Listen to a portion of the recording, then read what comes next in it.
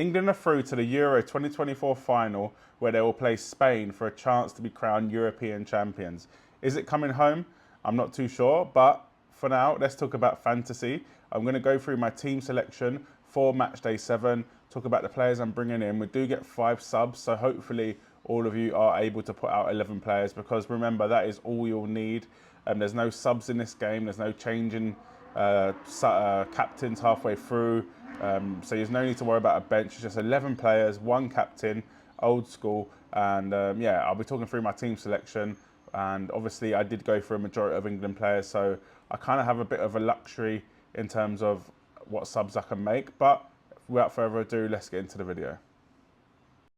Yo, listen up, Rue is stepping up the game, where fantasy Premier League runs in his veins. From transfers to captains, he's always on top, guiding you through every game week non-stop. They say Rue got that Salah flow. Welcome to the channel, enjoy the show. Wild cards, free hits with so much vibe. If you're hunting for success, then make sure you subscribe. G'day mate, welcome back to the channel. I'm FPL Rue and welcome back to another Euro 2024 fantasy video. First of all, we've reached it. We've reached the final. We've reached the matchday 7. It's the last match day of the whole tournament. I just want to say thanks to everyone that has shown support throughout the tournament. I've been getting a lot of love and I do appreciate it. If you are new to the channel, please make sure you do subscribe and smash a like on this video. First of all though, I did want to talk about my team for the semi-finals. I actually did pretty well. 50 points in the end. I got a good captaincy score with Kane, who ended up obviously earning the penalty, then putting the penalty away. Mbappe got an assist. Xavi Simons got a goal, obviously against England. Dani Olmo got a goal, and then the rest of the team blanked. But pretty happy considering what sort of match day it was. I'm now up to 29k ranked in the world, which is pretty impressive. So I'm happy with that. And yeah, just looking forward to the final. Obviously, I want England to win that final, which is probably going to be a little bit clear in my team selection. But I'm going to talk about both sides of it and try not to be too biased, because obviously Spain are still a really good team, and so are England, to be honest. But I'll give kind of both sides to the argument, whether you want Spain to win or England to win, or you think Spain are going to win or you think England will win. Anyway, let's get on to my team selection for matchday 7, the final of the European Championships. So I'm pretty lucky. I had 1 goalkeeper going into the semi-finals, and that goalkeeper did make it through. So that means I've got 1 goalkeeper for the final, and that's all I need. And I won't be using a transfer on Pickford to change to Simon. I don't think it's worth it. I think England have got as good a chance keeping a clean sheet as Spain do. And for me, I think it's a bit of a pointless change when I actually do think both teams will probably concede. So I'm going to keep Pickford in goal, and hopefully he can rack up a few save points, maybe even save a penalty. And yeah, that's all I can really say on the goalkeepers. Costa obviously is on the bench there. Not going to do much, to be honest. Obviously he's out and I can only play 1 goalkeeper. So we'll move on swiftly to the defence. So now we'll move on to the defence.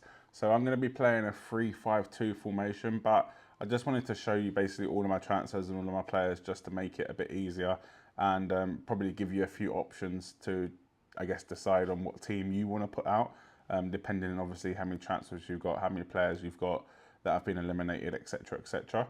So we'll start off with Cucurella.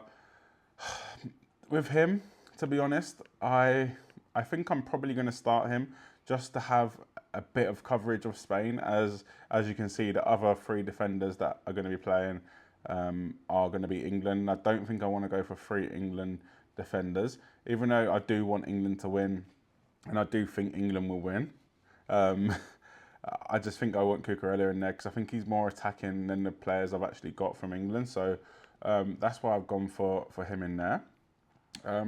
Also got John Stones, Mark Gahey and Luke Shaw. So we'll talk about Luke Shaw first. So this is obviously one if basically he starts. If he does start, I think he's probably the most attacking England defender. I think he's much more attacking than Stones and Gahey. So for me, he's probably the ideal one if he does start. However, that is a risk. He hasn't started all tournament. He obviously did come on at half-time against the Netherlands and played 45 minutes. But for me, I don't know if obviously you want to take that risk, but I can afford to have him there as a backup plan because I'm obviously going to see the lineup, even though it is at 5 AM the kickoff in Australia. But I'm going to obviously wake up and watch that. Mark Gahey is also there, probably my second favourite England defender. He's very, very good at balls recovered. He's also got a bit of attacking threat. He obviously got an assist against Slovakia, but he's definitely the second best option to go for. And then John Stones, I already had him in my team, so for me, there's no point taking him out. So I think my defensive three will probably be Cucurella, Gahey and Shaw if he does start. But if you did think Spain were going to win, then I probably would add a Spanish defender and maybe go for 2 Spain defenders, 1 England. Carvajal is obviously back from his suspension. He did end up serving that in the semi-final. I'm pretty sure he's back. Yeah, he ended up serving that in the semi-final, so he could be a good option to go for if you did want to double up on that Spain defence, or you can even go for someone like Unai Simon in the goalkeeper position. But for me, I want to go all out on England, but I just think having Cucurella in there kind of just gives me that slight balance. But yeah, let me know what you think. Do you think I should just go all out England defence and hope for the best? Anyway, let's get on to the midfield. So the midfield was actually pretty straightforward, to be honest. So I already had Bellingham, Nico Williams, Olmo, Saka, and also had Xavi Simons. So obviously he's been knocked out now. England did beat the Netherlands. So I've gone for Phil Foden instead. There's not really any other Spanish midfielders I want to go for, maybe Rodri. But apart from Rodri, not for me, to be totally honest with you. And I think Foden's probably a better option than someone like Rodri. I know Foden hasn't done anything really this tournament, but he looked very, very good against the Netherlands. And I think a player like that can do anything in any game. And we know he does step up in the big moments like he does for Man City. So that's why I've gone for Phil Foden. Obviously, coming in with that England bias and wanting England to win, I think Phil Foden is probably a better option to go for, more exciting than Rodri, and probably, I think, better option to go for. Like I said, Saka and Bellingham are already in there. There's no way I'm taking them out. Then I've got Nico Williams and Dani Olmo. So there is an argument to say maybe take out one of them and put in Declan Rice. But for me, even though I do want England to win, I think for this game, I want the more exciting players. It's not like I'm going to be watching them and hoping they do well, to be honest with you. But I just think that's probably the best way to play if I was given advice, is to go for the more exciting players. You don't really want to watch a European Championship final and hoping someone makes a ball recovery. It's just not. It's not what football's about, to be totally honest with you. And I don't recommend playing the game that way. I think go for players that are going to be exciting. Phil Foden, look at that midfield. Phil Foden, electric. Saka, electric. Dani Olmo, very, very good. Scored or assisted every time he's played. Nico Williams, what a player. And then obviously Jude Bellingham as well, who has scored 2 goals already this tournament. Obviously one of the best players in the world this season. So for that reason, why I've gone for Foden. And to be honest, even if you did think Spain were going to win the tournament, I would probably still be going for this midfield, to be totally honest with you. But let me know what you think in the comment section below, and we'll move on to the forwards. Now we're on to the forwards, and obviously I've got Harry Kane in there. He's staying in my team. There's no reason for me to take him out. He's on pens. He's going for a golden boot as well. So yeah, for me, Harry Kane stays in there. It's a bit of a no-brainer. I obviously did have Gakpo and Mbappe as my forwards. I've gone for Yamal. So he's had a great tournament as well. 3 goals, assists, loads of assists, 3 assists as well. So he's done very, very well this tournament, and he's only 16 years old. I know it doesn't mean anything for this game, but what a talent he is. I just had to say that. And like I said, one of the best players of the tournament. Definitely going to win young player. It's just whether he performs in the final and Spain win it, whether he wins player or not.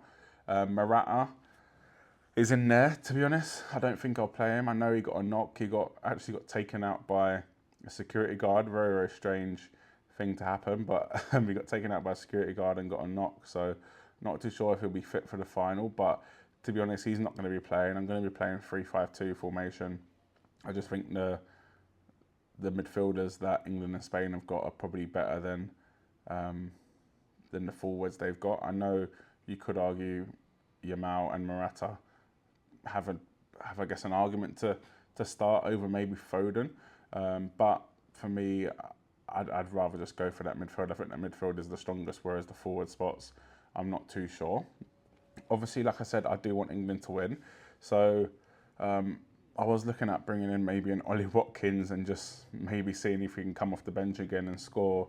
Because he did, obviously, he actually come off the bench and scored and got player of the match. So even in his short time on the pitch, he still ended up on 8 points, which is very, very good return. He was on the pitch for 9 minutes as well. So yeah, ridiculous. So I was thinking of potentially doing something like that where I go for Ollie Watkins and just really, really full out England attack. But that would basically mean me dropping one of the England defenders, which is fine. I can definitely do that. Drop one of them, maybe Stones, and maybe go with Cucurella, Shaw, and Gahey. Obviously, if Shaw does start. But if I don't do that, I don't have enough spots for England players. So I think you're only allowed 8 of the same team. I would obviously go for 11 if I could, but you're only allowed 8. And I just think it's not worth, for me, missing out on kind of an England defensive spot that I know is going to start the game to go for someone like Ollie Watkins. I just don't think it's worth it. Obviously, I could actually go for Declan Rice instead of Nico Williams or Omo. That's a potential option, and then maybe take out one of the England defenders instead. But yeah, for me, I just don't think it's worth it. So I think this is going to be the strongest team I personally want to build. I completely understand if you disagree with this team, if you think Spain are going to absolutely batter England. They have been very, very good this tournament. But for me, this team gives me a bit of bias where I'm going to be starting 7 England players and obviously only 4 Spain players. So I've got that there. Obviously, my captain is going to be an England player as well, will be Harry Kane. I know I've got it on Dani Olmo here, but it's definitely going to be on Harry Kane. But like I said, if you disagree with me, let me know in the comments first of all, and then let me know what sort of split you're going for Spain and England. Are you going for majority Spain? Are you going for majority England? Or are you kind of splitting it 6-5 for either side? Let me know what you think in the comment section below. Thanks again for all the support throughout this tournament. My channel's grown a lot. I've had a lot of new subscribers. And for those of you that do play FPL, I'm going to be doing FPL content. I've just partnered with someone as well, so hopefully that does elevate the content and I get to produce more videos for you. And yeah, keep giving you tips to help you, I guess, win in the mini leagues and climb the ranks and I guess enjoy the game, which is the main thing. Like I said, subscribe to the channel if you're new, like this video, and yeah, it's coming home.